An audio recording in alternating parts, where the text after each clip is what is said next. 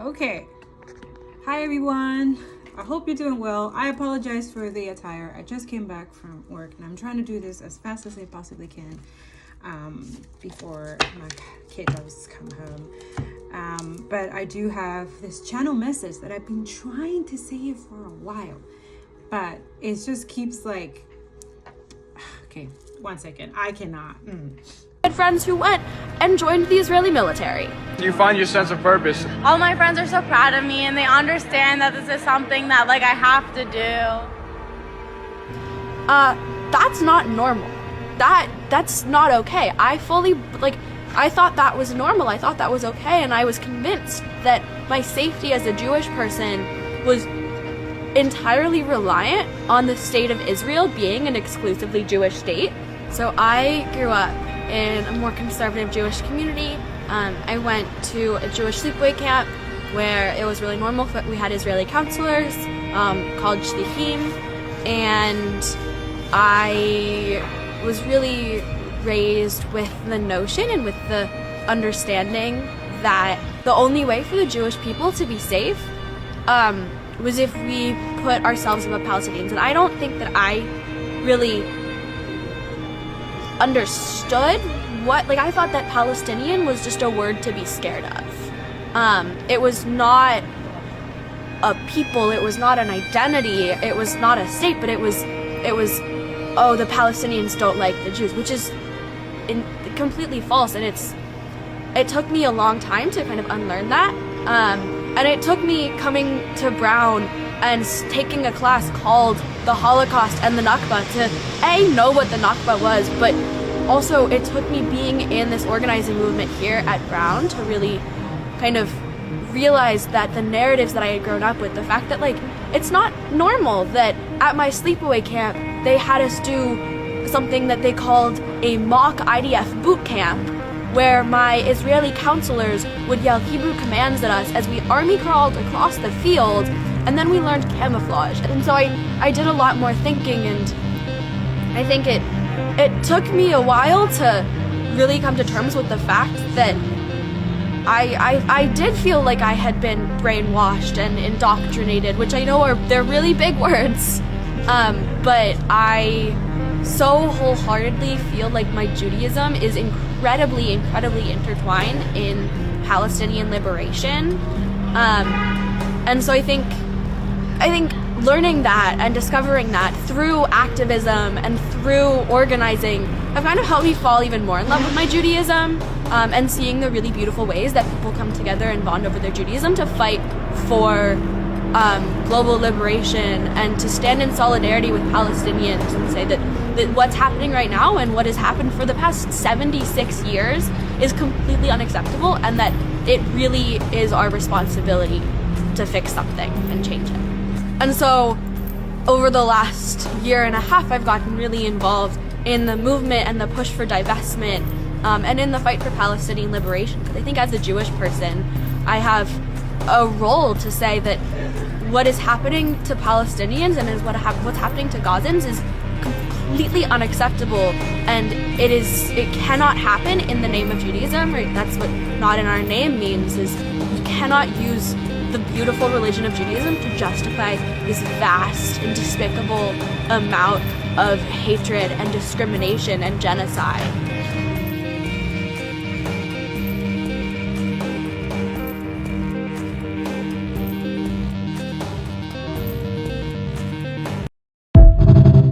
A huge characteristic of the genocide that the Israelis are carrying out in Gaza includes treating hospitals like battlefields. For more than 60 days now, Israel has treated Kamal Udwan Hospital as its battlefield. As Western news media likes to say, Israel raids the hospital. Just yesterday, during a so-called raid, Israelis killed 4 doctors. Israel bombs hospitals and kills doctors non-stop, and you can't tell me because there's some chemical weapon inside of a doctor's syringe. Remember that Israelis have tanks, very sophisticated weapons. They have allies worldwide, both Arab and non-Arab, while the Palestinian resistance in Gaza is fighting these demons wearing sandals. It's the most unfair thing in the world, truly.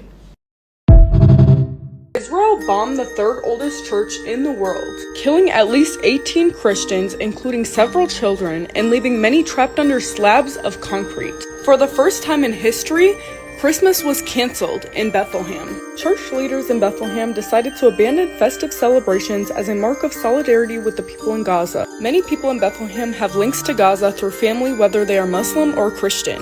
Around 200 children, women, and elderly and sick people were taking shelter at this church when Israeli warplanes targeted the building with 2 raids. Israel is intentionally targeting places of religious worship. While Christmas is coming up and you are doing your Christmas shopping, it is important to remember these companies that are funding these atrocities. Companies like Amazon and Google signed Project Nimbus, sending $1.2 billion to Israel, along with other companies like Tide, Dawn, Oral-B, Pampers, the Always Period product brand, and a lot more, are all owned by Procter & Gamble, which knowingly put cancer-causing ingredients in your products, causing leukemia and blood cancer. In relation, Procter & Gamble also provides Israel with $2 billion every single year. This is why I personally use the No Thanks app to scan or search my products, and it will let you know if the company is complicit with proof. I also use Ecosia as a search engine rather than Google. The whole attitude of all these governments that support Israel and that allow genocide is about specifically that racism which does not accept us as equal human beings. If a Jewish child should never be killed and his life is precious, a Palestinian child life is the same. As I always say, what is the difference between Anna Frank, who was killed by the Gestapo in the Second World War, and Hind Rajab, who's a Palestinian 6-year-old child who watched her whole family being killed and was on the phone for hours asking for an ambulance till the ambulance arrived and was bombarded and she was killed. Anna Frank is Hind Rajab. They are the same. And I think that's exactly what we should emphasize. That's exactly what we should talk about all the time. Don't talk to us about anything before you accept us Palestinians as equal human beings. And that means we have the right to live, we have the right to resist, we have the right to struggle for our freedom. It's a precious right. I keep wondering why people in the West keep lying for Israel. Israelis themselves don't say that they're not committing all of these acts. They are justifying them. So why are Western people continuously denying what Israelis themselves are confessing to? Israelis are saying these people deserve this. And people say it's not a genocide because you know what? When people say it's a genocide, it means they're on the wrong side. And I think that people don't want to be seen as bad people by supporting genocide. The only way they can be seen as not bad people is to say it's not a genocide. But it is. And Amnesty did not invent a new term. The term was invented so that genocides don't happen. The fact that you dehumanize Palestinians and justify their murder doesn't stop it from becoming a genocide. It just makes you a racist. Okay, and also feel like shit. Okay, we all feel like shit, but we feel good. We feel happy for the Syrian people, but at the same time we feel like really anxious. Like, you know, a lot of us who survives abuse and stuff like that, or have, you know, like it's like a book, right? Like they do their repeated thing until, you know, it's kind of like a tactic to exhaust you guys. It's part of the tactic. Okay, so I'm here to prove it to you. Yeah. Make sure you like and comment and share whatever you need to do to boost this video, okay? Because people need to hear it. Like, I'm not joking. Like, this is serious, okay? This is what they call the class war, or whatever you want to call it. Honestly, I'm glad we're here because I'm like so tired. Like, I'm so tired. But this is part of their tactic. This is what they did also when we were advocating for climate change and fossil fuels. Like the indigenous communities were there, stopping pipelines and stuff like that. Like, we're seriously dealing with people that rather you and they benefit from it. They do not care. A lot of you have this ideology. You think these people care. Capitalist people do not care. Why? They already know they are cursed, right? This is something that they do. This sex cult. Okay, this is stuff that I already put down that Father God wants me to speak about. Okay, and then the other message that I need to eventually say to someone here, because apparently it's important.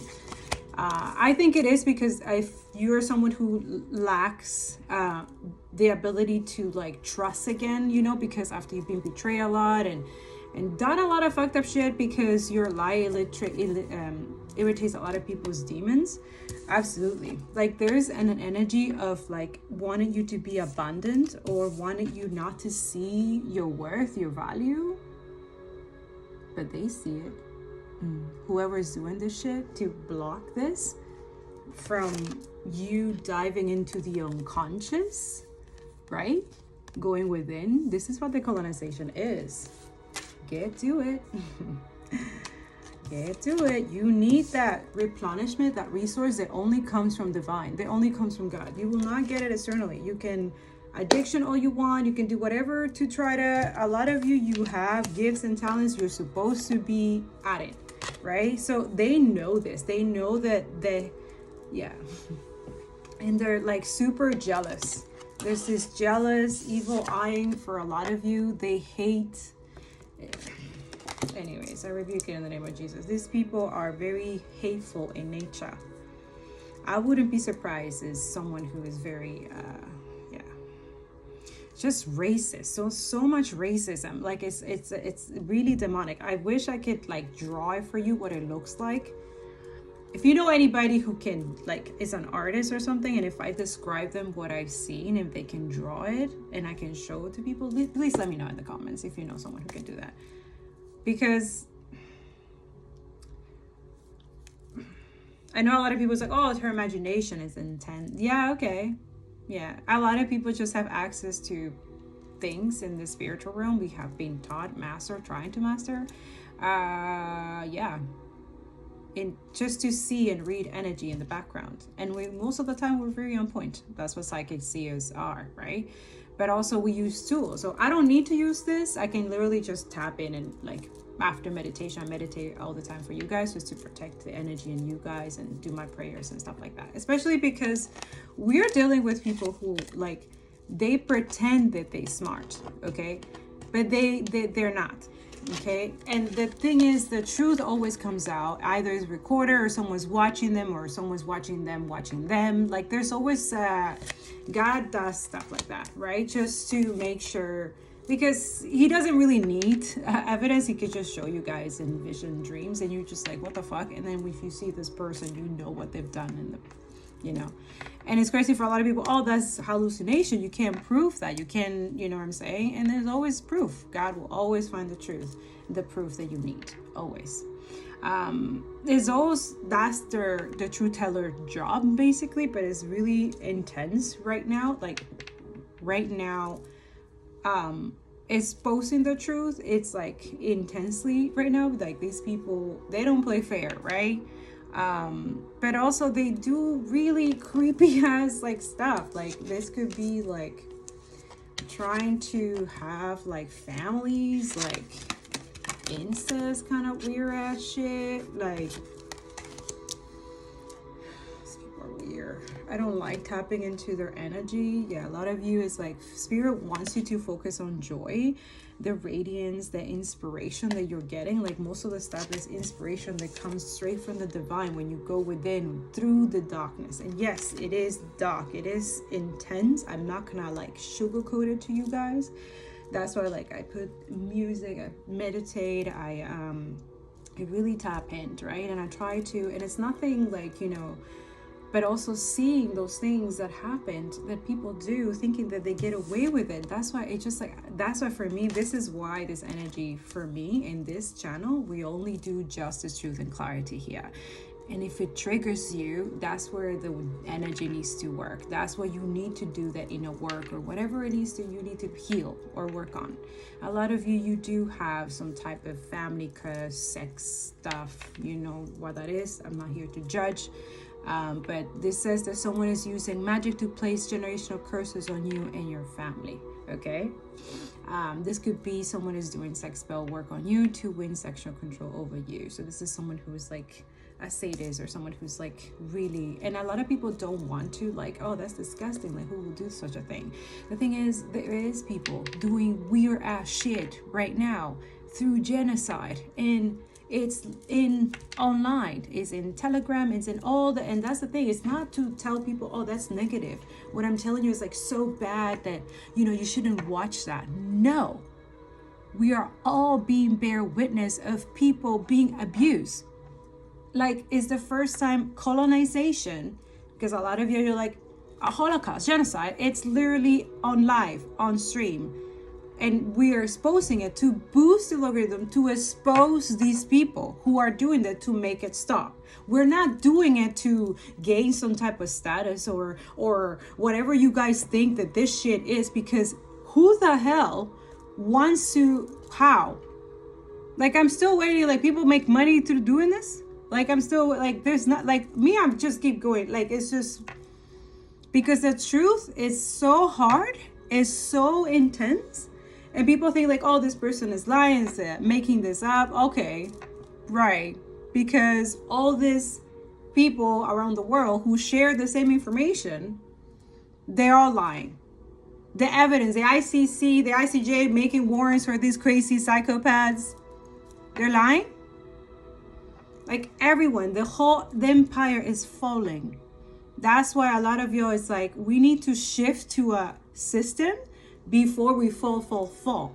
So this is for someone, for a lot of y'all, okay? The weird ass thing is that I can't really say much here because this is their playground. They watch, right? A lot of you think, oh, they wouldn't do that. They don't watch us. They don't. No, you're right. They will never. But if someone brings their attention with like their like threat to their like financial stealing, money, land, wealth, yeah, they're gonna look at you. You're what? Why? It's like a coup, right? Like someone like being caught stealing land and killing people, right? Like literally, that's what it is. Their command, their actions, their diabolical actions, right? That a lot of you, they're like in a way like, oh, just forget about it. Just start healing. Just go through the process. Like they're like not wanting to be held accountable. Okay. So it's interesting. So I'm here to expose something about that too. Okay. But there's also another message within that got that stuff like that. Sometimes I feel like that I know that people say like, oh, the Bible is not, it's a guide. It's not an actual historical book. Oh, let's make it clear, okay? And it's a guide that also has flaws, just like anything. Anything can have flaws because it was created by a human. We're human. We're not perfect. Some of the stuff, I mean, narcissism makes us believe that we are super, mighty and, oh, wow, perfect. Nobody's perfect. Okay, even all this thing, like I'm not perfect. I don't know what the hell is going on with this Syria. Honestly, I'm being completely honest. I am completely destroyed. My heart feels shattered. Okay, because I know this is a lifeline that has been literally taken over, and this is two areas where two like resist the Hezbollah and the Palestinian resistance, Hamas, right? And anybody, that's their port. That's the, and now Israel, IOF, USA has it. Surprise, surprise. Not surprised at all. Like, we knew that that's the direction that it was going. I mean, Hillary Clinton, you really show how Jezebel of a female Jezebel really is. Isn't this like in the Bible where the Jezebel tells this guy like a fucking lie about this person, and then this person end up going and killing the person who was really loved in the community or something like that? Like Jezebels. So a lot of you, there's a lot of that. Protect your energy. Those are sneaky conniving, and They usually pretend to be your friend, but they have a secret animosity. They watch you too. The mirror work. I don't know who does that fucking shit. Like, that's ancient stuff. So this is someone who is like an ancient warlock or someone, or witch, whatever. Dark, obviously, because who has time to be doing this? Like, what the fuck? Or they watch something and then they play with themselves. This is so weird. What a bunch of weirdos. Like, that's what they do with their life. Anyways, light magic. Someone's using spell work with good intentions to help you. So there's a light worker or someone who lights a candle or prays for you. That's good. Continue praying for others. Pray for Sudan. Pray for Syria. Pray for Congo. Pray for, there's a lot going on. Pray for Palestine and Gaza. Okay. And it's not just prayer. Like, use your intuition and discernment to see what is the angels, your God, your universe is telling you to do. We are supposed to be shifting. Socialism, communism, go Google it, research it. I just published a blog. I'm going to add more research. That's what I do. I do just research. Find facts. But sometimes there's inconsistency. That's why I leave it all there. Sometimes, like, I was in that energy, like, in the beginning, and it was toxic. I know it was toxic. The whole, like, two-state solution bullshit. And now when you're deeper into the shit, when you're, like, into it, you're like, what a disgrace. Like, why would you say that? But now I can look back and say, damn, you have grown from that. That person, not very nice. That wasn't research. But then when you do your research, you understand and you start doing the work. There is redemption for everybody who does the work, who takes the initiative outside of the status quo. I'm sorry, it's going to bother a lot of people, but that's what it is. A lot of you want to be comfortable and enjoy the fruits of the labor of other people. That is capitalism.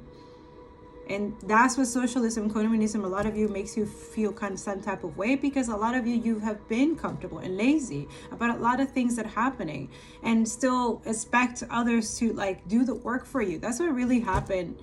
That's why I felt hopeless in climate change activism when I was doing that. And the whole shifting and turning everything, okay, I'm going to turn it into like something that I can like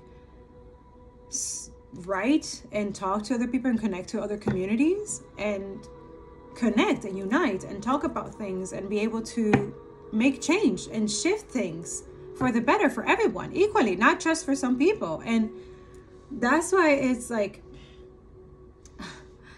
it's annoying,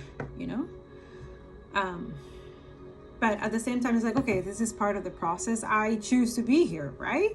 That's why when you do the colonization, you work on yourself and you do the shadow work and the work. A lot of you, yes, it has to be sometime alone. And for a lot of you, I know that you're already in couples and stuff like that. That's fine, okay? You can also have your alone time. Just tap in, talk to God, talk to whatever you believe up there. There is something higher up that guides us and makes us do things, even unexplainable things.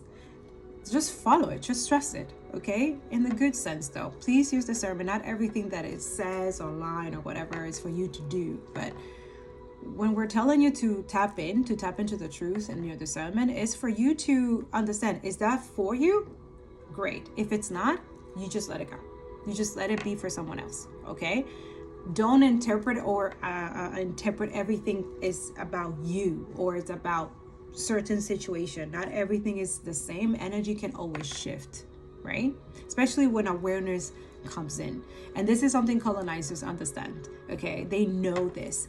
Words have power, and also visualization, also seeing, right? The truth.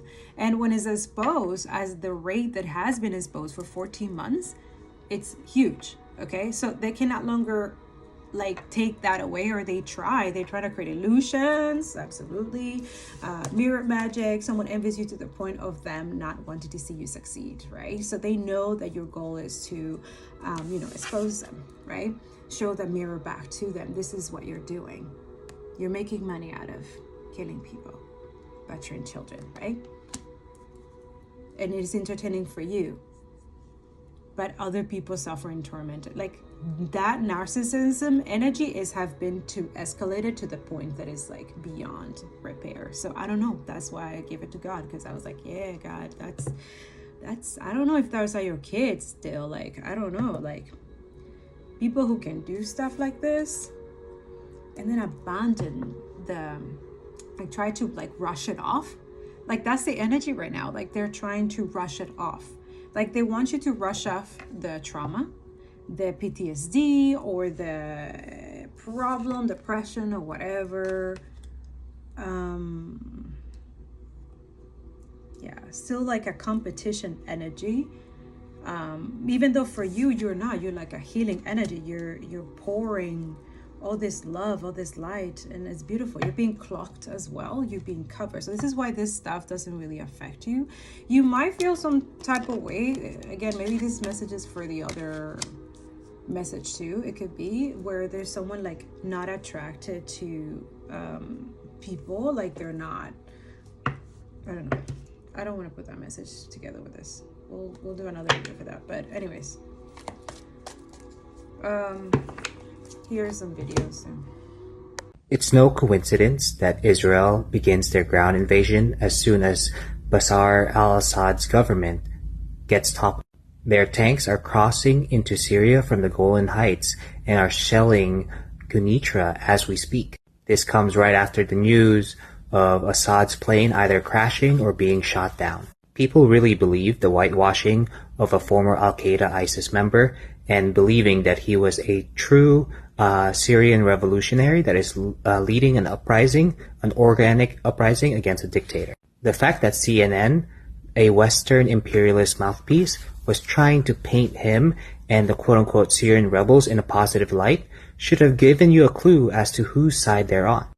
They are terrorists and foreign mercenaries that are funded by the US empire, Turkey, and the Zionist entity in order to sow chaos into Syria as they massacre civilians on their march towards Damascus. And now that Assad's Syria has fallen, a major supply line of the axis of resistance is severed, leaving both Hezbollah and Palestinian resistance isolated.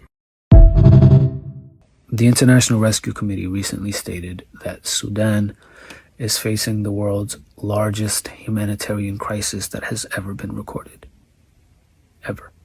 We're talking about a situation where you have 26 to 30 million people that are facing some degree of acute food insecurity, severe hunger, starvation, famine.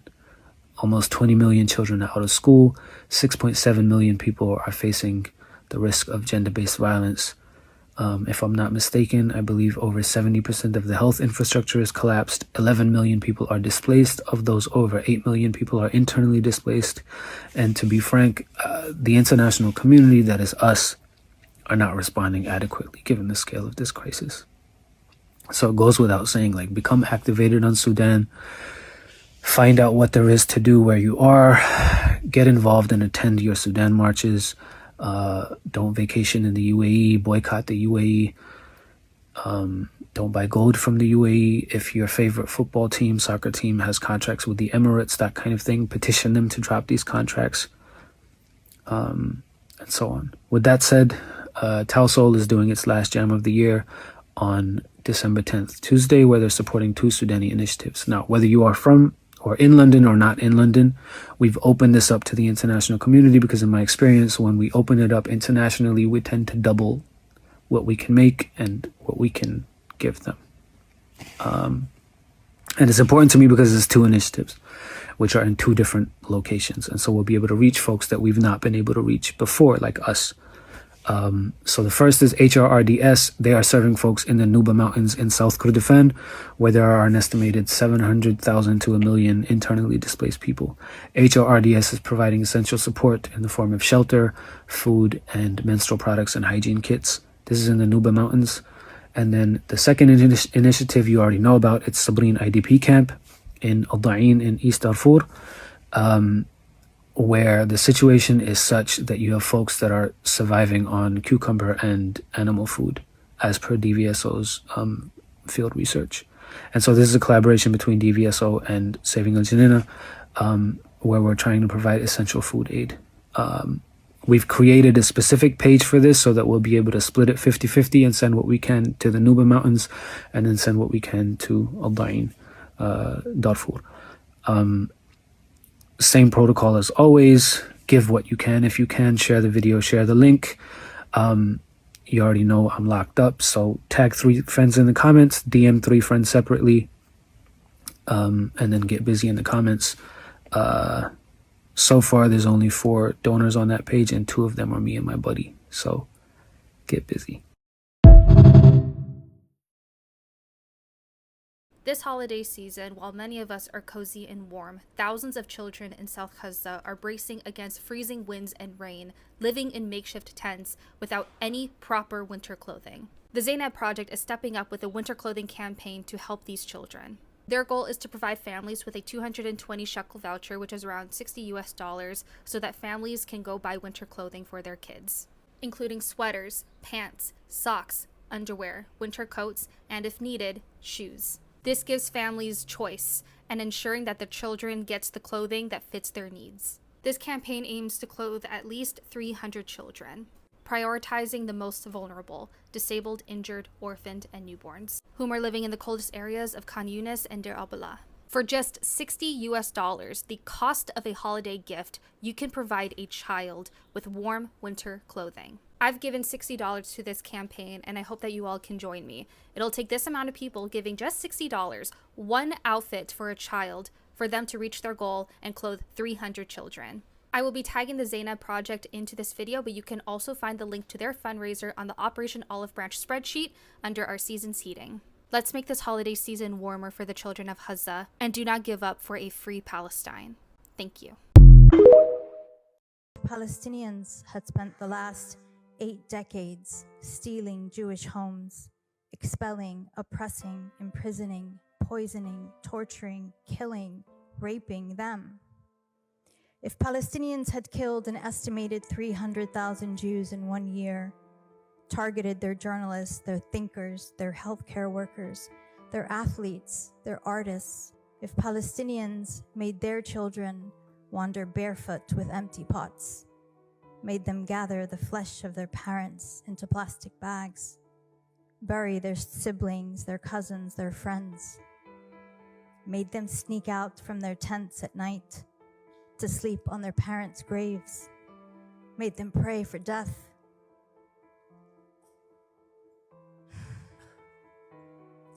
just to join their families and not be alone in this terrible world. If we terrorize them so utterly that their children lose their hair, lose their memory, lose their minds, if the world were watching the live-streamed systematic annihilation of Jews in real time, there would be no debating whether that constituted terrorism or genocide.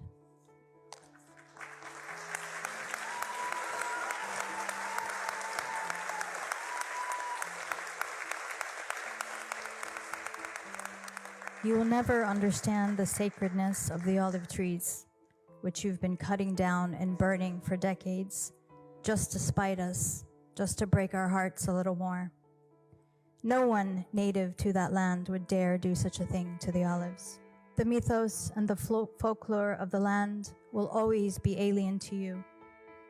You will never be literate in the sartorial language of the thobes we wear, which sprang from the land through our foremothers over centuries. Every motif, every design and pattern speaking to the secrets of local lore, flora, birds, rivers, and wildlife. What your real estate agents call in their high-priced listings, quote, old Arab home charm, will always hold in their stones the stories and memories of our ancestors who built them. The ancient paintings and photos of the land will never contain you. You will never know the feeling of masses all over the world pouring into the streets and stadiums to chant and sing for your freedom. And it is not because you are Jewish, as you want everyone to believe, but because you are violent colonizers who think your Jewishness entitles you to the home my grandfather and his brothers built with their own hands on land that had been in our family for centuries. You can change your names to sound relevant to the region, and you can pretend that falafel and hummus and za'atar are your ancient cuisines. But in the recesses of your being, you will always feel the sting of this epic forgery. You will not erase us, no matter how many of us you kill and kill and kill all day, every day. We are not the rocks that Chaim Weizmann thought you could clear from the land. We are its very soil. We are her rivers and her trees and her stories, because all of that was nurtured by our bodies and our lives over millennia of continuous, uninterrupted habitation of that patch of earth between the Jordan and Mediterranean waters. The fabled, tumultuous stories of the land are quite literally in our DNA. You cannot kill or propagandize that away, no matter what death technology you use. Someday, your impunity and your arrogance will end. Palestine will be free. She will be restored to her multi-religious, multi-ethnic, pluralistic glory. And you will either leave or you will finally learn to live with others as equals. Thank you. Yo, looks like the TikTok ban is happening, y'all. It's set to take effect on January 19th, which is less than 2 months from today. And if TikTok is going bye-bye, I think you should at least know the monsters who did it. We need to talk about TikTok. TikTok, if you will, it is the 24/7 news channel of so many of our young people, and it's like Al Jazeera on steroids. In November of 2023, a recording was leaked of Jonathan Greenblatt, the head of the ADL, referring to TikTok as a problem that needed to be taken care of. We have a major generational problem. The issue in the United States of support for Israel is not left and right. It is young and old. And so we really have a TikTok problem, a Gen Z problem, that our community needs to put the same brains that gave us Tag Lee, the same brains that gave us all these other amazing innovations, need to put our energy toward this, like, fast. Now, one interesting side note here is that I came across an ADL report expressing frustration that they couldn't access TikTok's analytics the way they can with every other big tech company. Like, should they be able to do that? Anyway, now we're about a month into this war, and all these studies started coming out, making claims about the proliferation of anti-Semitism on TikTok. The most notable one from a statistician and tech executive named Anthony Goldblum. He tweeted out on November 30th that a study he commissioned concluded 30 minutes a day on TikTok makes someone 17% more anti-Semitic. Politicians like Nikki Haley would then go on to regurgitate this claim on national television. We do need to ban TikTok once and for all. And let me tell you why. For every 30 minutes that someone watches TikTok, every day, they become 17% more anti-Semitic. Except that survey didn't say that at all, because A, it conflated anti-Israel and anti-Semitic sentiments, which I believe to be different. And B, Goldblum himself admitted that he made some logical leaps when he was drawing his conclusion. But now things are really moving at a rapid pace. The next day, on December 1st, 2023, the New York Post reported that a group of 40 mostly Jewish tech leaders and business executives confronted TikTok CEO 𓂀🆃YOU over their concerns about anti-Semitism and the allegedly disproportionate popularity of pro-Palestine videos on the app. One of those executives, Anthony Goldblum, the same Anthony Goldblum who we were just talking about. And from everything I understand, the meeting didn't go well in the sense that TikTok didn't commit to a kind of wholesale removal of pro-Palestinian or anti-Israel content. So from then on, the fight against TikTok pivoted from a kind of PR battle that we were just looking at to now laying the groundwork to push legislation through that would ultimately ban the app. In March of 2024, a bill was introduced in Congress, HR 7521, called the Protecting Americans from Foreign Adversary Controlled Applications Act, sponsored by Representative Mike Gallagher. Foreign adversary control of what is becoming the dominant news platform for Americans under 30. This is a common sense measure to protect our national security. I urge my colleagues to support this critical bipartisan legislation. The argument is one we've heard before. TikTok, owned by the Chinese company ByteDance, could pose a threat to US national security by harvesting user data, and its algorithm could also be weaponized to, quote, brainwash Americans. Now, these concerns I do think are valid in a sense, but I think it's worth noting that companies like Facebook and Google engage in similar data collection practices, and then they would go on to sell this data to China. So China is getting the data anyway. But here's where things get really interesting. You start digging into Gallagher's largest campaign donors, and you uncover a story that goes far beyond data privacy or Chinese influence. Near the top of his donor list is AIPAC, the Israeli lobby. Here's a crazy statistic for you. Of the 500 plus members of Congress, only 33 members did not receive a donation from the Israeli lobby in the last campaign cycle. So essentially, when Israel wants something from America, they usually get it. Now, another contributor I want to draw your attention to, Palantir Technologies, which is a defense contractor co-founded by billionaire Peter Thiel. Palantir just happens to work very closely with the Israeli military, providing advanced surveillance and targeting software used extensively in their war on Gaza. And one of their consultants, a man named Jacob Hellberg, was responsible for writing the bill. Yeah, it's incredible. A defense contractor who profits off Israel's war were also the ones behind drafting a bill that would, in effect, stifle criticism of said war, which is a clear conflict of interest, no?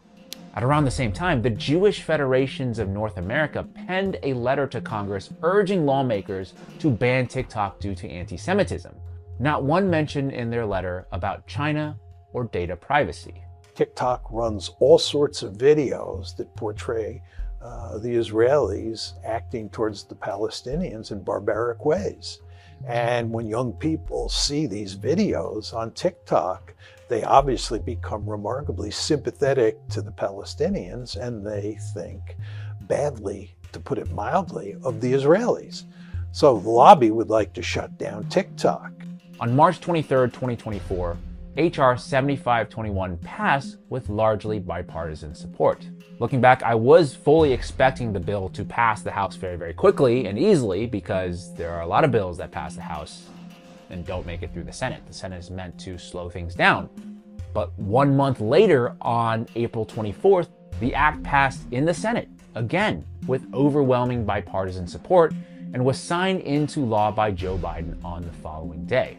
Like I said, I had never seen a bill go through Congress with that kind of speed and velocity, with very little opposition or debate. It's wild. And maybe even wilder, by that summer, Mike Gallagher, the representative who had sponsored the bill, was now working for Palantir as their head of defense. He didn't even finish out his term. He just resigned from Congress and took a job there. I know, all of this sounds like a crazy conspiracy theory. In fact, the ADL did call this a conspiracy theory. The Atlantic also called this a conspiracy theory. They even name-checked me in their article. Quote, "The entire world knows exactly why the US is trying to ban TikTok," James Lee declared on March 16th. Not bad for your boy here, huh? And honestly, this would remain a conspiracy theory. I don't know if I would have made this video if they hadn't come out and confirmed their true motivations. Typically, the Israelis are good at PR. What's happened here? Some wonder why there was such overwhelming support for us to shut down potentially TikTok or other entities of that nature. If you look at the postings on TikTok and the number of mentions of Palestinians relative to other social media sites, it's overwhelmingly so among TikTok broadcasts. So I'd note that's of real interest. And that's where we are today. China or Israel? I'll let you be the judge.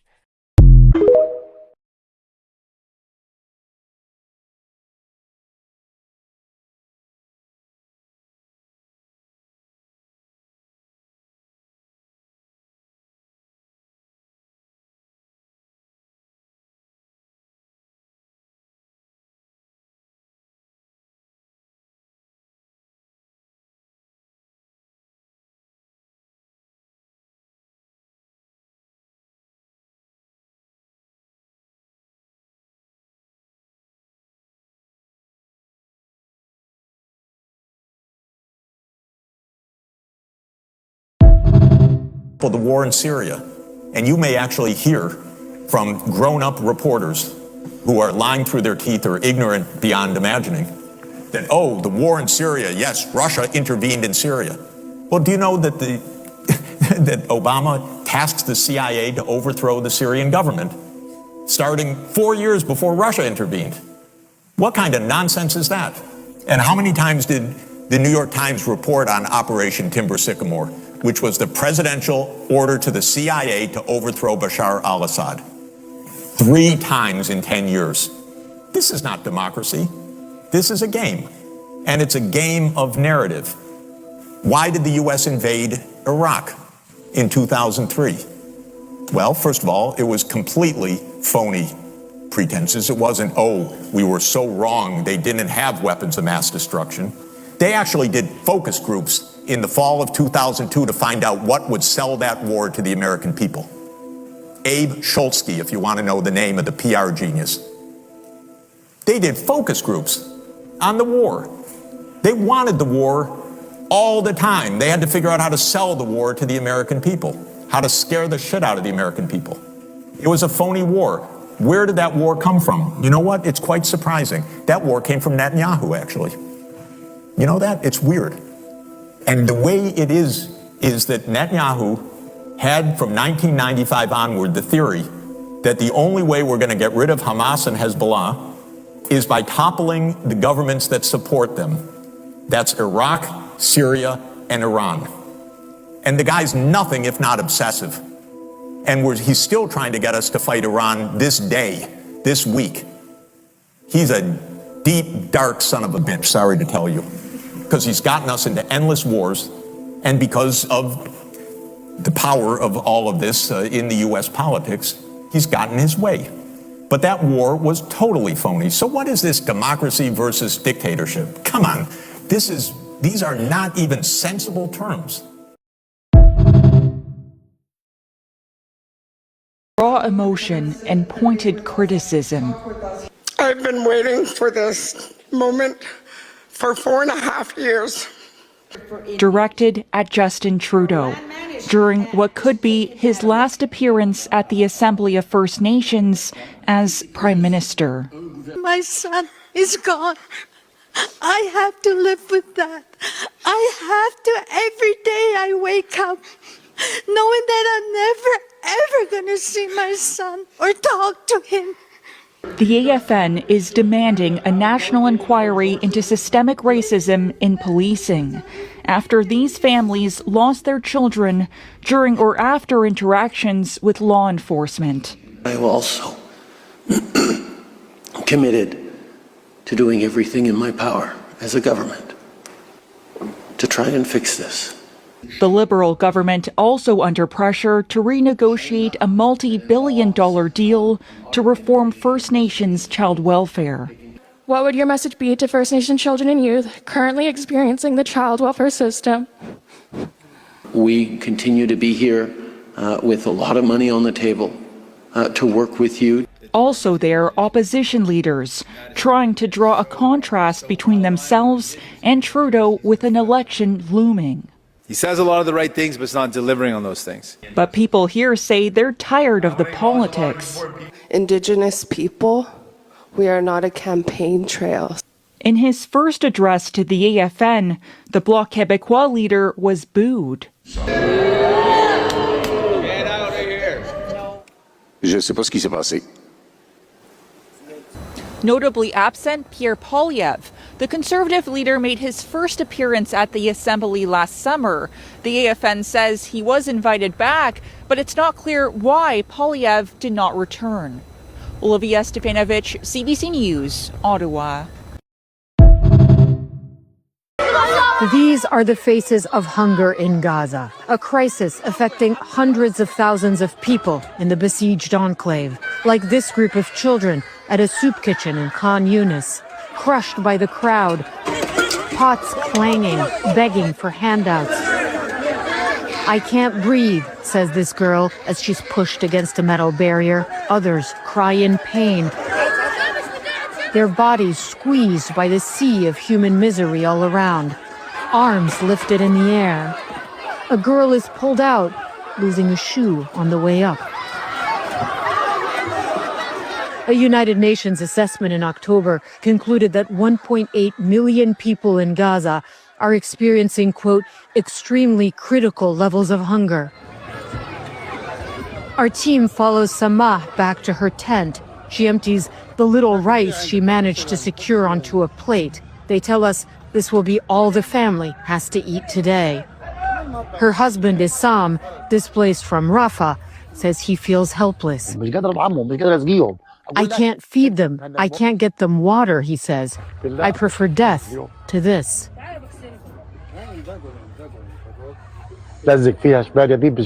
I can't do it. I can't do it, he repeats again and again.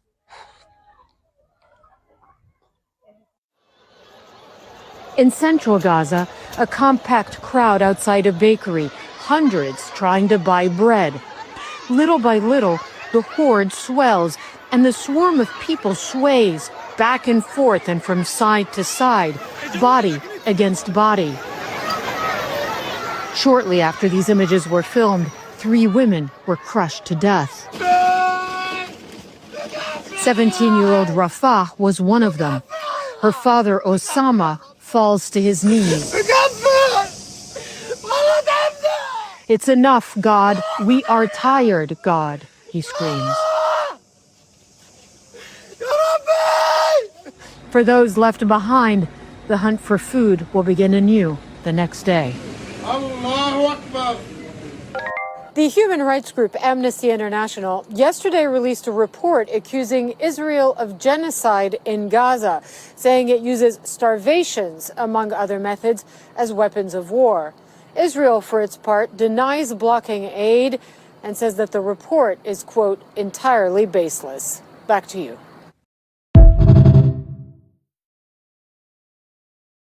Did you know that a majority of Palestinians in 48 territories, the West Bank, and the diaspora have never seen Gaza? Since Israel's violent creation, it hasn't been a very accessible city. And with a 70% refugee population, half of whom are under the age of 18 that has been under Israel's illegal siege for over 17 years, Gaza infamously became known as the world's largest open-air prison for children and their families. Israel controlled and still controls everything and everyone that enters and exits Gaza. Since October of 2023, I had been accepting that I'd never get the chance to see Gaza as it once was. But this past Thursday, as a Palestinian born and living in exile, I saw Gaza, before this current genocide decimated our city on the beach, for the first time through the Phoenix of Gaza VR exhibit that was held at Princeton University. Created in 2022, the Phoenix of Gaza was meant to be a project that brought Gaza to the world, since the world couldn't go to Gaza, and was set to be released in October of 2023.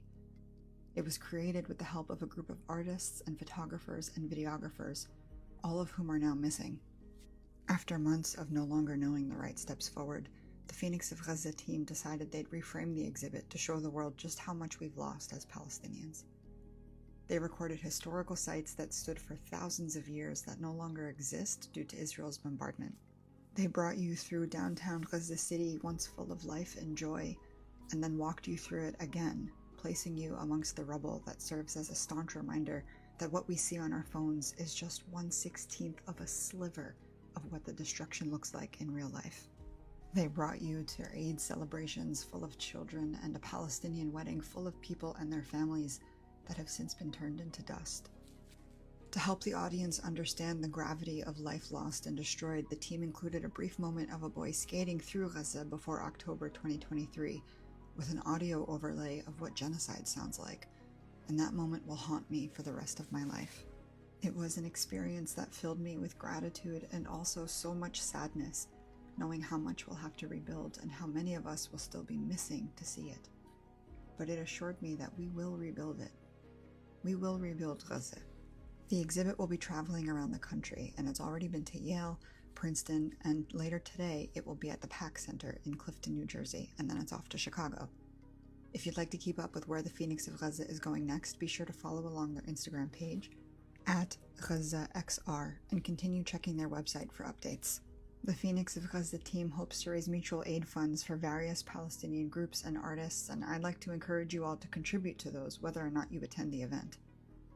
I'm so grateful for Palestinian ingenuity and the way that this team has chosen to use technological advances to benefit and support our struggle for liberation. I hope you'll find an upcoming exhibit in your area and attend, but until then, here's a glimpse of what I saw.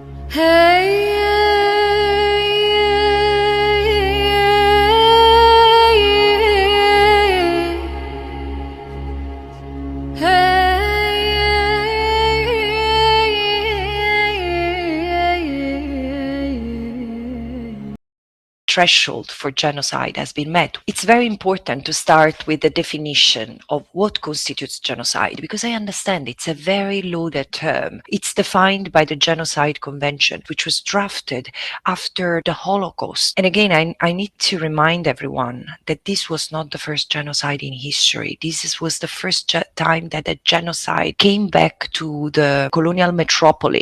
Genocide is defined as a series of acts intended to destroy in whole or in part a national, ethnical, racial or religious group. In there are two components: a general intention, so to carry the acts of killing or inflictions of conditions of life calculated to bring about destructions, and the specific intent to destroy the group.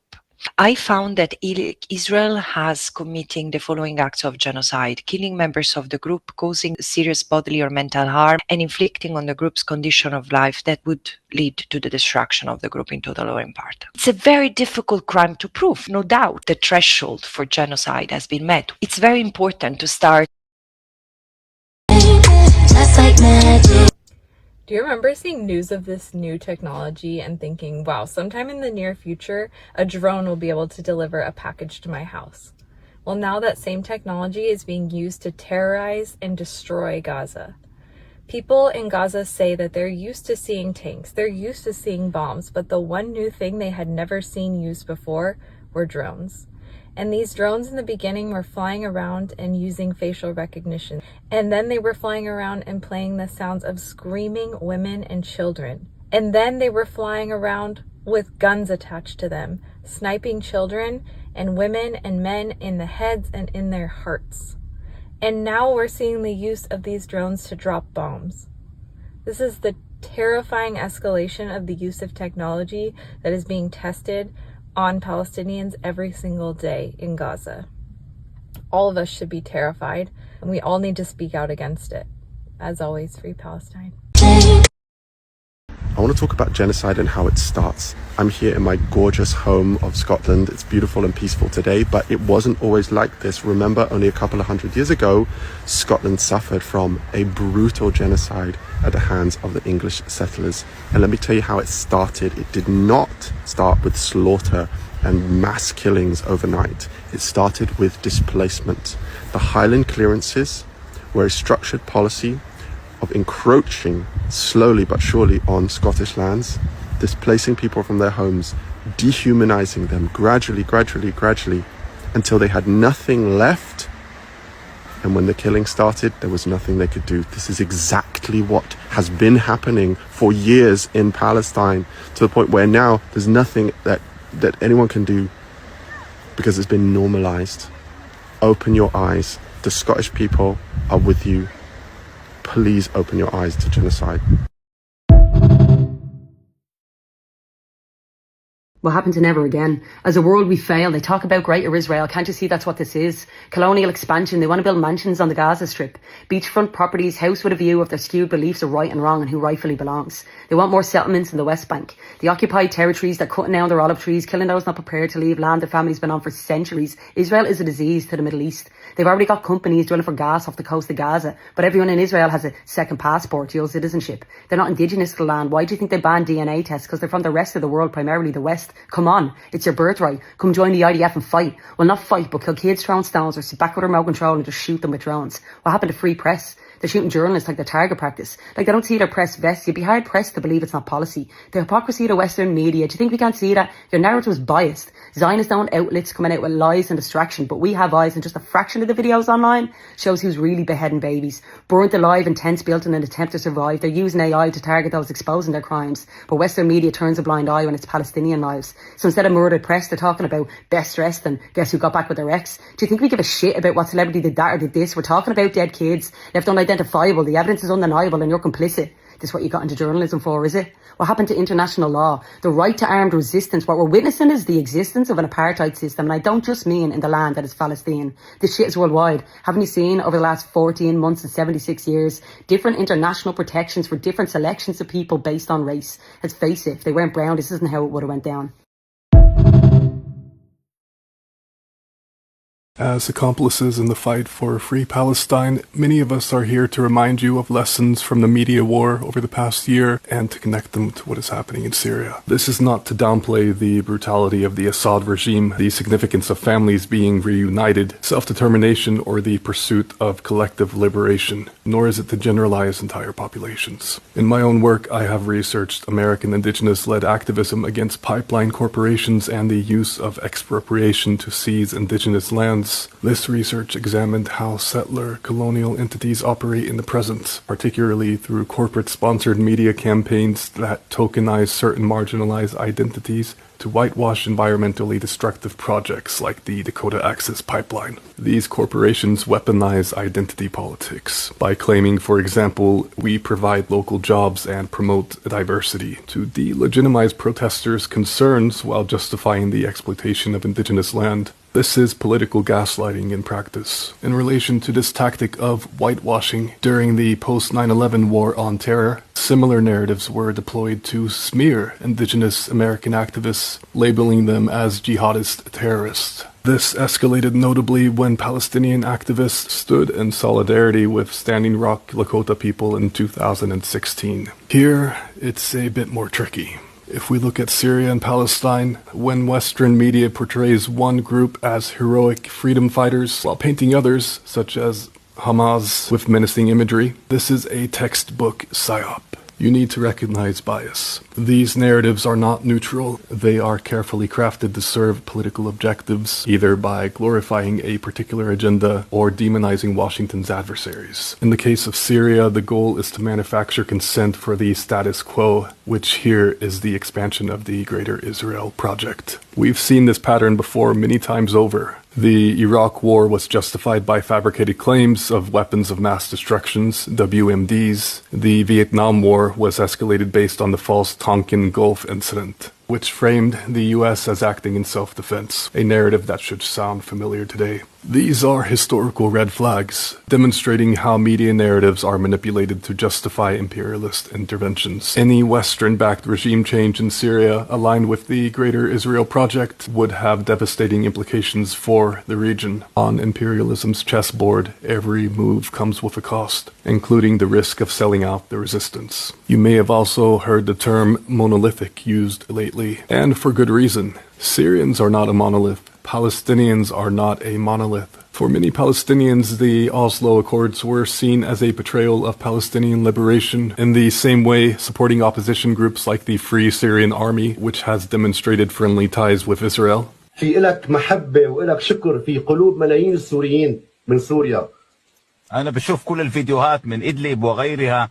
Undermines collective liberation by empowering the white supremacist colonial entity known as Israel. The same applies to other opposition groups like the NATO-backed HTS currently making its way toward Damascus. This group has roots in Al-Qaeda and CIA interventions. Let's go back to tokenism as a tool for manipulation. When you see the Syrian opposition flag displayed alongside the Palestinian flag, it mirrors the corporate strategies I mentioned, symbolic gestures devoid of material support. The biggest red flag right now should be any narrative that sounds like or looks like everything is okay, what's happening is good. Don't look at the man behind the curtain. While nothing is definitive, I'm here to remind you of the cost of signing deals with the devil. Genuine revolutions are never endorsed by the CIA or Mossad, and, in extension, NATO. Our biggest enemy is the Greater Israel Project, and those who lied about WMDs. Weakening material resistance is a part of Washington's agenda, which is precisely why we need to be cautious when it comes to whitewashed narratives framing the revolution in a positive light.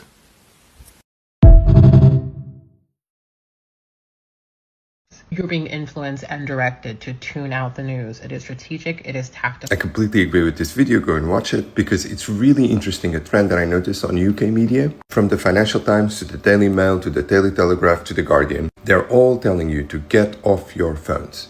And I noticed an uptick of this between December 2023 and now. There's a number of articles from self-care to policy to legislation to social commentary that leverage on the very real idea that we need to take care with social media algorithms, with the information that we're presenting, to advise you to just tune out.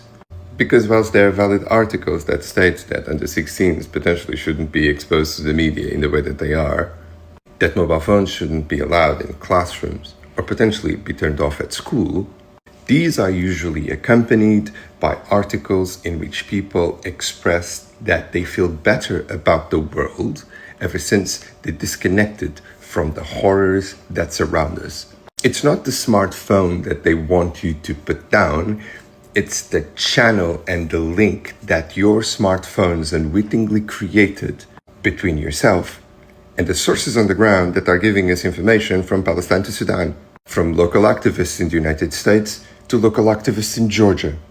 Because you don't have the opportunity to compare what you are seeing with what they're writing. To all the people saying there's no such thing as a Palestinian Jew, I'd like to introduce you to my new friend. The reason why I am qualified to talk about it is not only because I'm Jewish, but because I was born in Israel, grew up there, served in the IDF. My family is a mix of Arab Jews from Morocco and Syria, Holocaust survivors, and also Palestinian Jews who've lived in Palestine for thousands of years. So I feel like I'm right at the crossroads that can actually talk about it from real lived experience and lineage connection. The first reason why I'm an anti-Zionist Jew needs no introduction. You don't need historical context or geopolitical understanding to see the aftermath and the results of this ideology. Zionism is a white supremacist, colonialist, racist ideology that has created nothing but havoc in this region. Ethnic cleansing, mass expulsion, brutal occupation, and now a genocide towards the Palestinian people. But if you do want to get into historical context, look no further than to the founders of Zionism. In every single one of their manifestos, literally called the Zionist movement a colonial movement.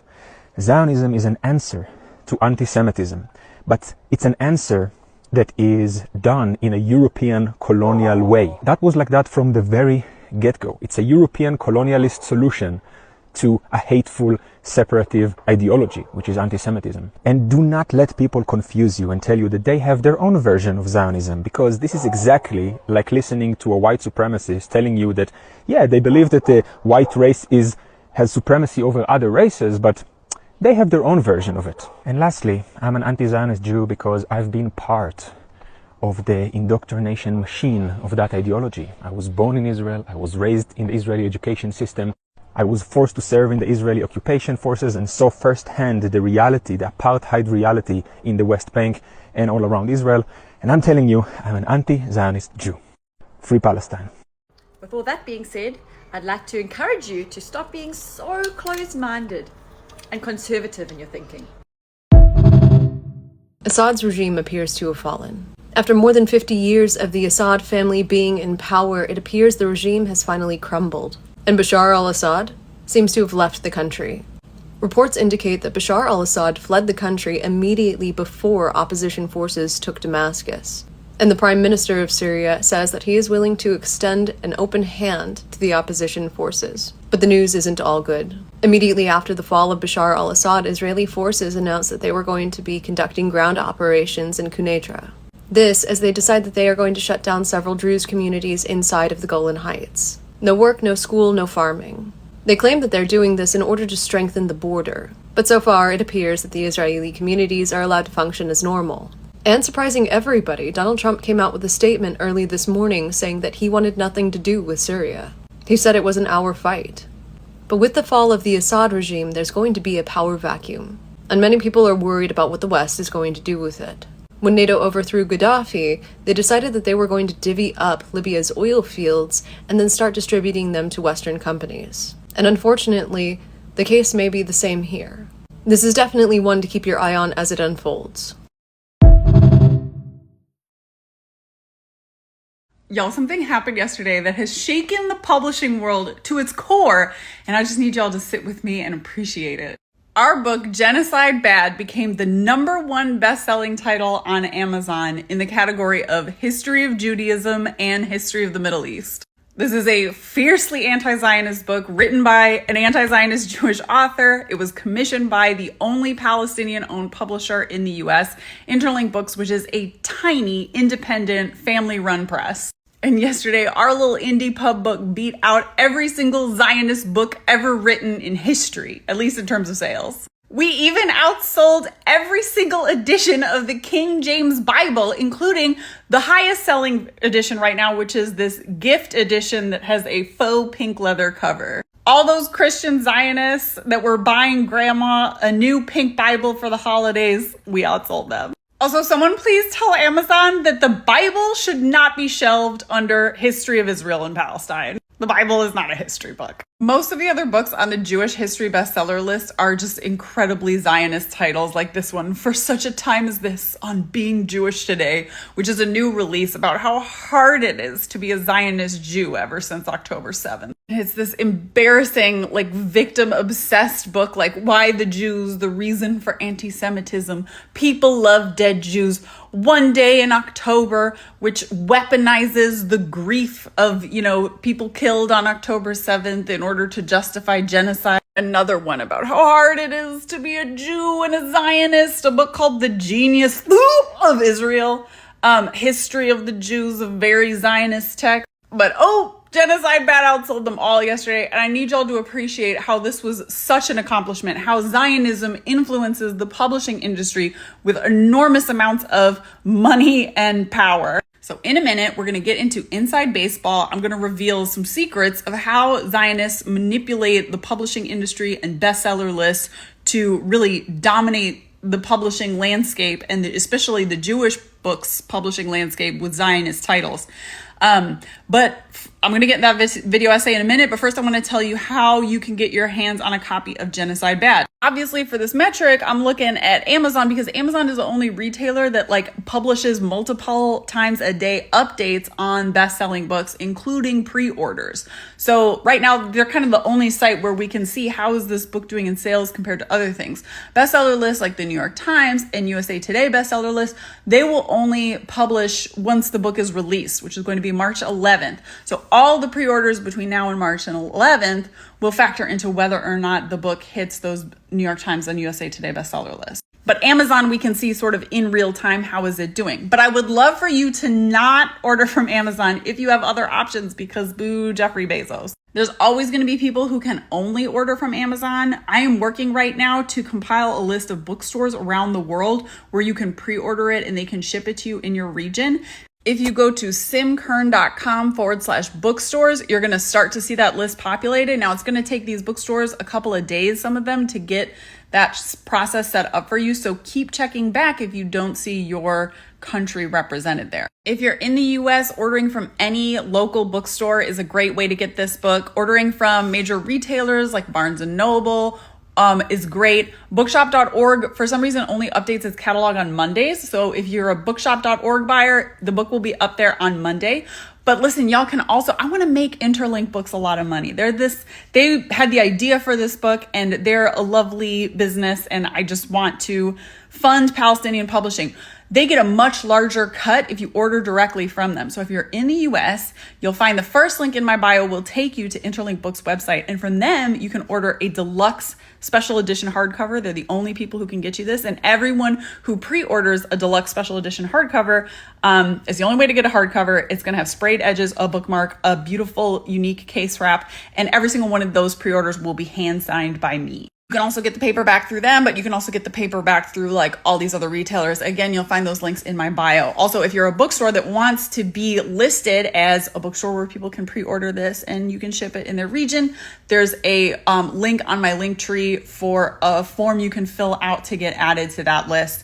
Also, there's a link to a form you can fill out to request digital arcs of the book. Some people are like, oh, should we keep buying from Amazon so you keep being on the bestseller list? I wouldn't worry about that. There's always going to be baked in a certain number of people who can only get the book through Amazon. That can include like people affiliated with universities or schools or libraries that have like rules about they can only buy through Amazon. It can be youths who use their parents' Amazon Prime account to buy books.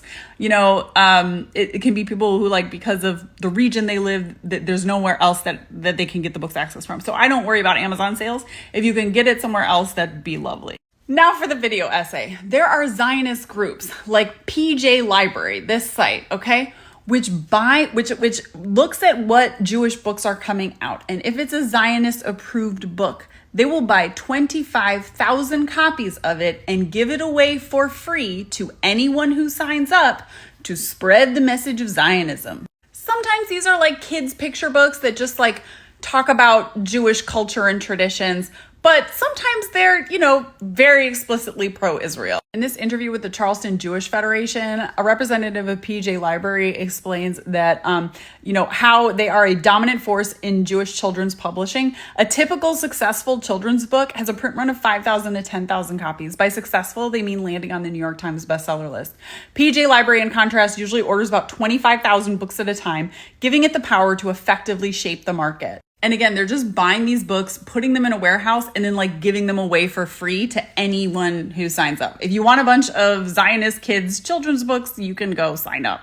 PJ Library has also offered annual Author Israel Adventures, basically birthright for children's book authors and illustrators, some of whom aren't even Jewish, but they take them to Israel, wine them, dine them. They take them through the Holocaust Museum. They take them to hear the stories of survivors, and they're just influencing these children's book authors to write books from a Zionist pro-Israel perspective. So a few months ago, I made a video on like, why are there so many books about the Jewish Holocaust, but there's, you know, so comparatively few kid-lit books about other genocides?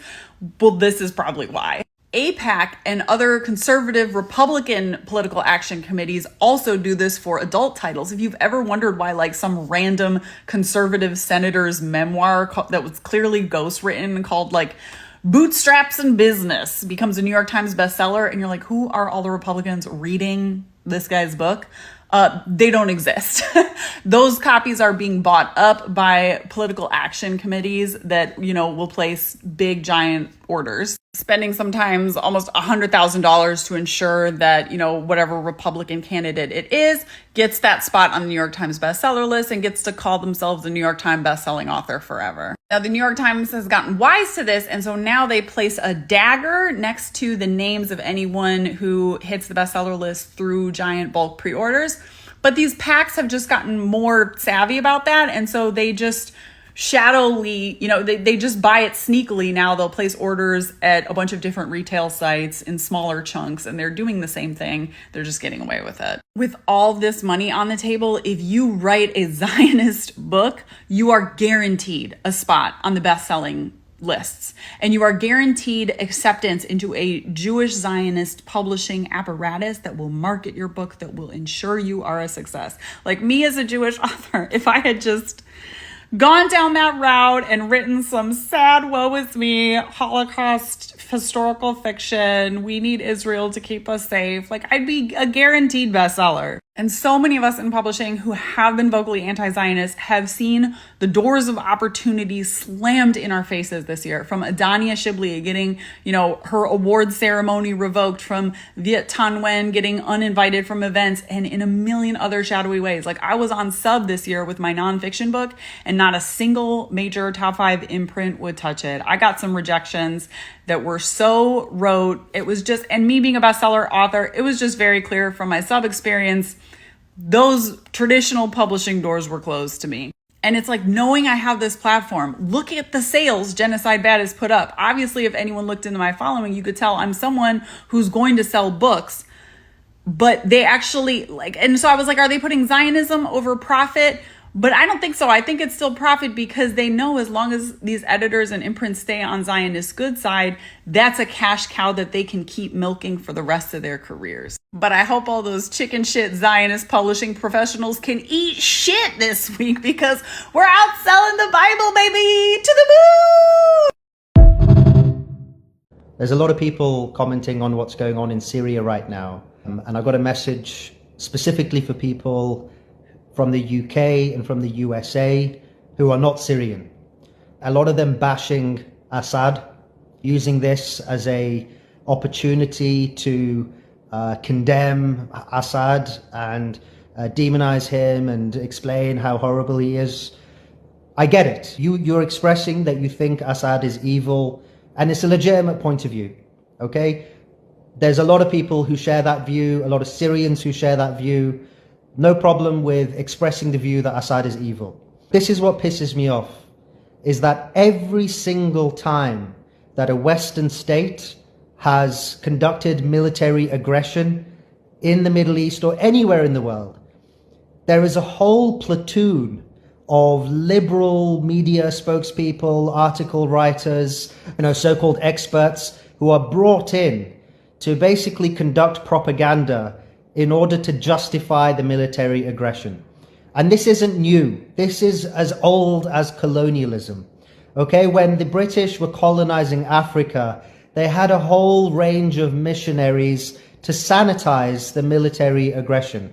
And they would say, we are benevolent, we are interested in your civilization, in your education. Fuck did they? They were there to conduct military aggression. They've done that with Saddam Hussein when they invaded Iraq. They did that against the Taliban when they invaded Afghanistan. They've done that with Palestine by blaming Hamas. They do that with Lebanon by blaming Hezbollah. They do that with Libya when they blamed Gaddafi. All of this fake concern that you seem to have about Syrians is bullshit. And I know that because I used to work as a barrister in the UK for refugees for 9 years during that whole time the civil war was going on against Syria. The UK was part of the fucking problem in Syria. The UK was supplying arms to, conducting reconnaissance, providing intelligence, and helping bomb Syria, okay? And a lot of the left wing actually voted for the government to do that. And what pisses me off is that created what Europe called the migrant crisis, okay? It was a crisis. Why? Because we were bombing the shit out of Syria, and the people in Syria were having to leave their homes. So it was our crisis.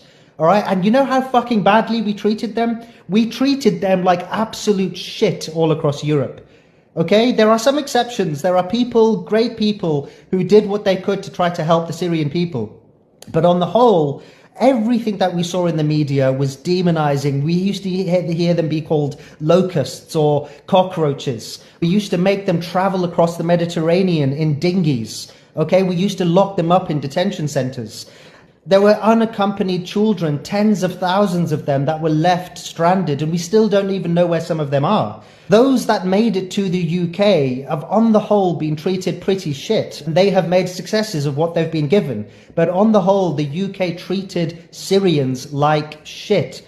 So instead of going on about how shit Assad is, go on about how shit you are, okay? Go on how about shit your government is. You know, talk about how badly involved your government was and how you voted for that. And if you want to do something about Syria or Syrian people, go and help Syrian people. There are many in the UK, right? Why don't you go and check in on how they're doing? Why don't you go and ask them if their financial situation is okay? Why don't you go and ask them if they've got any family that might need helping in Syria? Instead of just fucking going on about how bad Assad is, which doesn't help the bloody situation, and it just makes you seem like a cunt.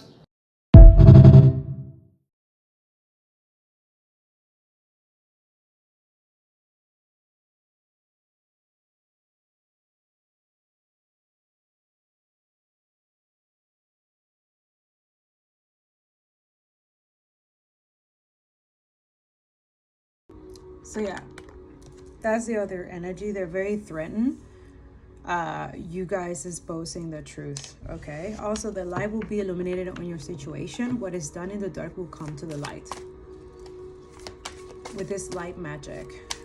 So this could be someone like, maybe this is someone who feels bad. Maybe they're really good. I don't know, maybe they're gifted on something, like maybe shielding or covering you or something. They are watching you. But then there's other people watching this person with envious eyes. Like, they don't want this to happen. Someone's using mirror work to bring you problems and issues. Yeah. This is someone who watches you, like, on a weird way. I don't know if they stalk you or something. Or you could have a stalker. That's not a good thing. Okay.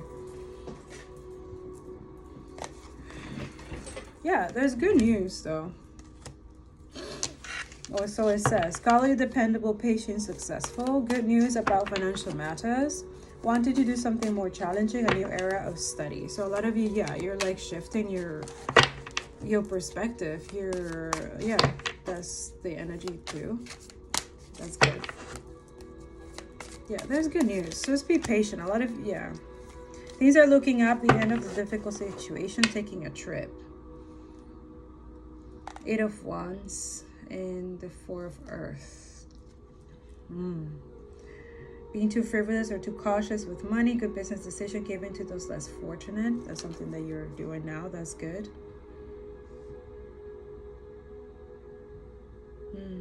There's someone like crying.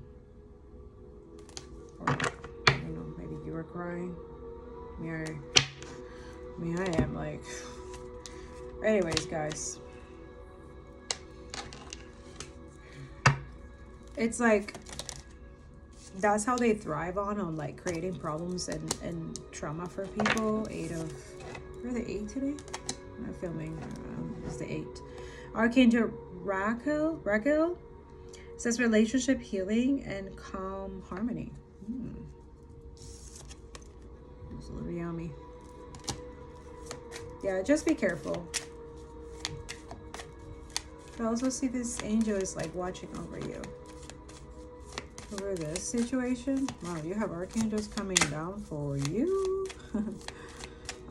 Yeah, so these are heavy stuff that they're doing. Oh, wow. Gaia energy. Mother Nature, the elements, the provider. Yeah, that's who you are. Damn. Yeah, so this is like the realization for someone. Like for some people. Yeah. Yeah. Yeah, but it brings a lot of like envy and jealous energy. Why? Yeah, because there's a lot of instability in a system that doesn't equal everybody else. Like, a lot of people could be having everything that they need. It's just we have a lot of greedy ass people who take most of the stuff for themselves and leave everybody literally dying and killing each other and stuff like that, right? And making it normal and acceptable. They're benefiting and making money out of genocide, right? Yeah, okay. And then destroying our planet as well, which I've been talking about for the last 7 years. So if you want to go back, go ahead. There's books that I can still like go back and read, and I'm like, okay, maybe other books need to be written in a different way. I don't know, but there's a lot of BS, let me tell you. And these are people that are trying to pass down that karmic energy to like everybody else, you know, and then at the same time stealing from people. Like, it's really like, it's like, okay, Father God, let's go. Show us what we got. Oof, 2 of Wands. in reverse. So 2 of Wands in reverse, the 4 of Cups, and the King of Pentacles. Okay. So someone's like tired waiting. 4 of Cups, are they rejected, or you're rejecting them, or there's someone that you rejected, or someone that it needs to be rejected? This King of Pentacles. Why the King of Pentacles needs to be rejected though? He's upright.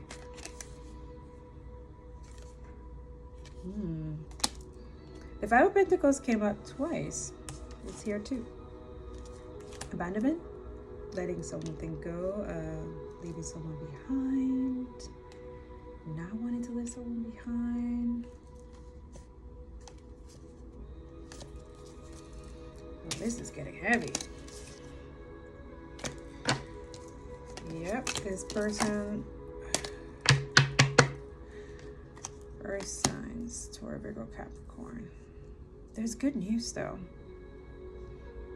Like, you see how this unicorn is like climbing off this boat, and like they don't, why would they do that? But maybe there's something going on in the background that is forcing them to like flee, or kind of.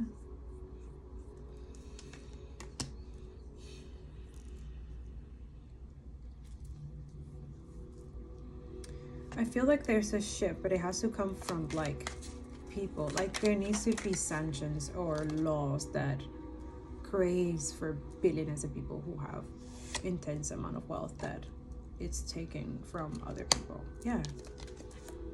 5 of Cups, let this go. It just her, let this go. This King of Swords.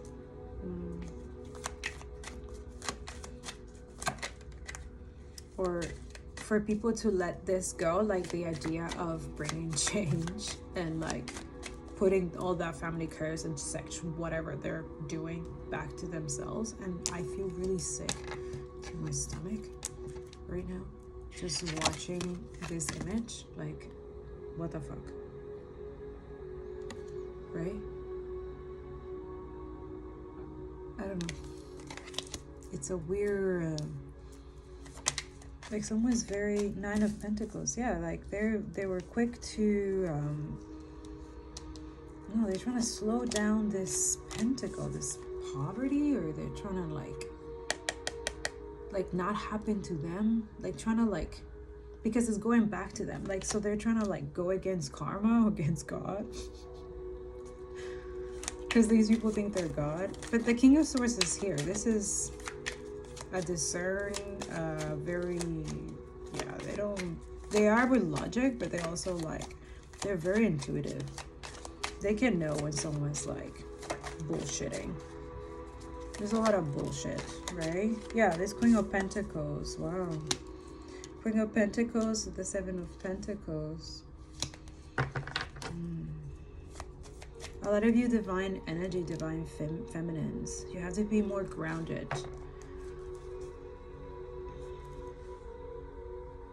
Malachi is really good. It helps with calming the heart and healing the heart. So it's just having it, or anything green, it does help. So we have the Queen and the King. So a lot of you, maybe your divine feminine or divine masculine within yourself is like very, yeah. It's interesting when Spirit says like rest, put it to rest, like surrender it to me, kind of thing. Like, I will bring you good news. Like, there's good news or the good message to, if you're brokenhearted, or.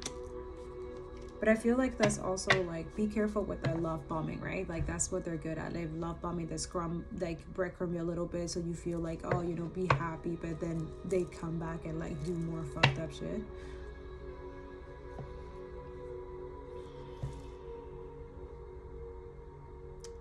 And then trying to justify that, which is like just giving you their burdens and just makes you more stressed.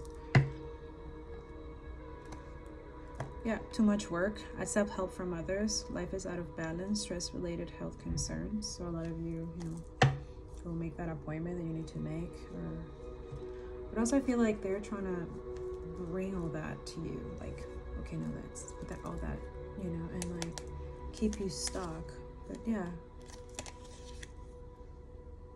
a lot of you could be trying to separate two people from coming together. It's interesting.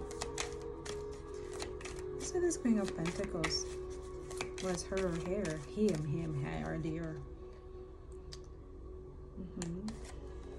Yeah. Hard worker. Yeah, wow. Okay, so someone here is supposed to be clothed. Yes, the Hangman. Because yeah, there's people that want to sacrifice this person. That's weird. Nine of Swords. A lot of people, why are they stressed? These people. Yeah, because a lot of you could be happy or in good situations right now. You're calm, or you're, yeah, and there's someone like who wants to wife you. All right. Use your discernment. You don't know where this person has been. I just said we don't know what this person has been, and the Five of Swords is in the air. This is envious, jealous energy. So just be careful, whoever. Five of Swords, yeah. Or maybe this is someone who knows that, like, whoever messed with you, like, I feel like this is someone who tried. And a lot of shit happened to them. So a lot of you, that's the energy. Yeah, and a lot of people like try to backstab you, betrayed you, or create painful endings, and now they want to apologize. But for what though? To talk about what? Your life, what you're doing. Like, why is people so interested about your finances, your money? Because that's all they think about. That's what fake ass scums and robbers and stealers and destroyer and kills of joy. Yeah, the Lovers here. Yeah, some of you, that's their choice. Like, a lot of people are choosing like just to abandon something. What? The devil? Fuck that bitch. Yeah, you should. And one of those ones, you know who we're been talking about for 14 months now, right? Like, oh my goodness.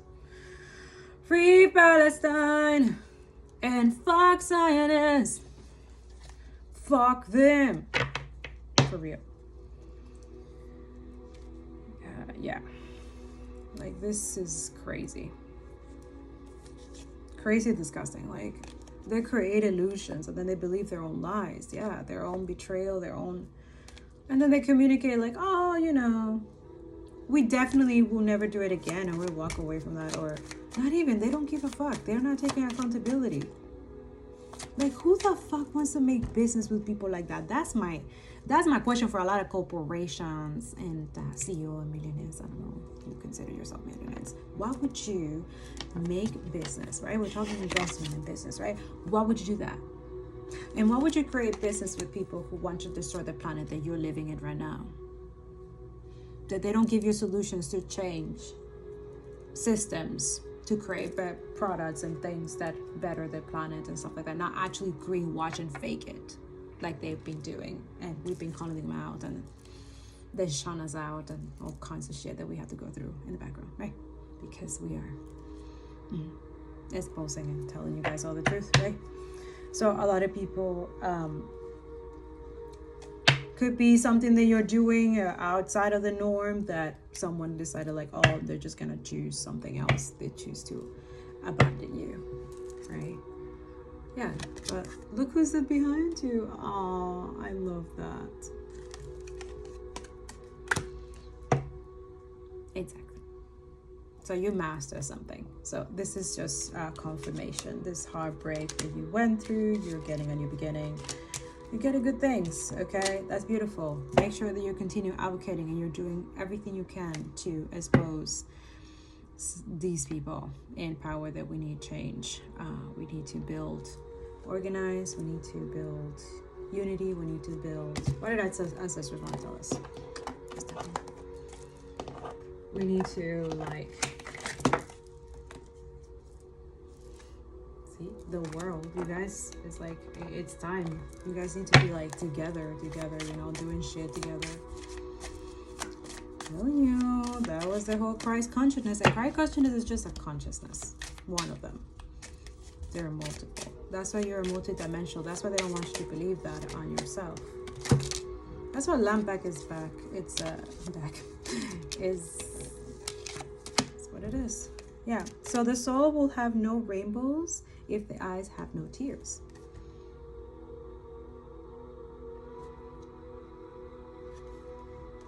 That's someone ancestor speaking or trying to reach someone. Yeah, they're telling you to pray. Prayers. Tell you. You can't wake a person who is pretending to be asleep. Exactly. You just can't.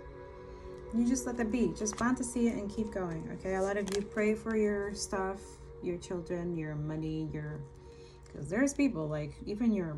Like a lot of you feel tingling down there and you're like, what the fuck? Like you're doing like laundry or you're like cooking or you're like doing dishes. And you're like, what the hell? That's your person. Okay, so a lot of you, that's your confirmation. Whatever you ask for in prayer, believe and it will be yours. Worship, devotion, pleading, and faith. Okay, so this energy also, now we're tapping into, as capitalism, all that shit is falling in fire and shit. That's where like the heavy prayer, like that's what I'm saying. Like I heard the other day that Mr. Legault from here in Quebec, he said that to pray outside that we shouldn't be doing it. I'm like, wait a second, that is talking like a true colonizer demon, huh? Aren't you? You expose yourself. Guys, when you have a politician who like literally steals money from all of y'all, your taxes and shit, right? And he does it on a low corrupt and he thinks that nobody knows, but we all know. Like, yeah, like,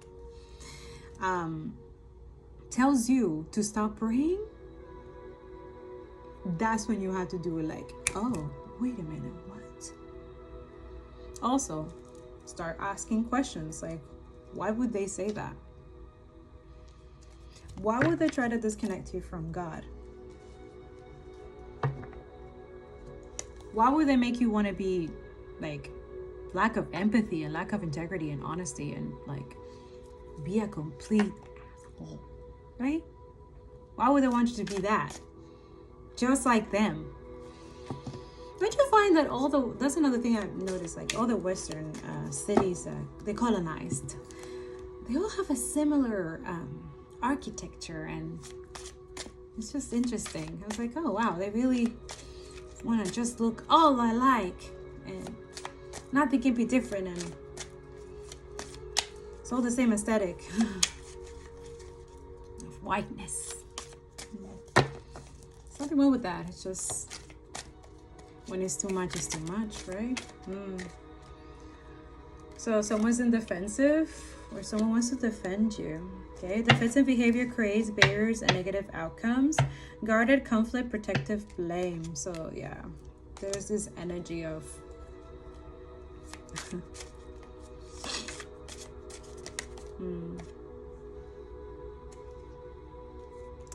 So 5 shapeshifter in reverse. Why? You can morph into anything to help you overcome any setbacks. Shift perception, your gift, chameleon. So some of you, it's like it bothers them. This is what they're mad at. Like they're defensive of, like you're the good one of the good ones. A lot of you use like you're a lot of people's prayers, your ancestors. Your gifts are like passed down to you. It's not your fault. What the hell? Yeah, a lot of you like you are like shamans or like healers. Yeah, life is a dance between making it happen and letting it happen. Movement, guiding spirit, flexibility. That's my cue. Yeah, that's my cue. Yeah, like a lot of you know there is this snake energy. Be aware of hidden snakes that pretend to be harmless. Secret enemies, rival, fake friends. So this is for this person, that energy as well that I was getting at, where they don't have anybody. They're not dating anybody, but I feel like someone has told... Anyways, I'm gonna go to that. yeah, it's like they really, I feel like there's defamation of character here, because you are that and people are, they could have said that you're not. Rise above the provocative challenge that some people present in your life. Humble, self-conscious, shy, grace, tact. So it's like they didn't want to believe you, or they didn't want this person to see you that way, or they don't want people to see you that way. Like they're trying to shift the perceptions of other people to not see you who you truly are. Like they don't want you to be better than them. What a bullshit low-life energy. Yeah, go be better than them and go do it even nicer. And don't do it because of them, do it because of you. Challenge yourself, okay? I love you. Free Palestine, free Congo, free Sudan, and go be awesome. I'll be clapping in the background.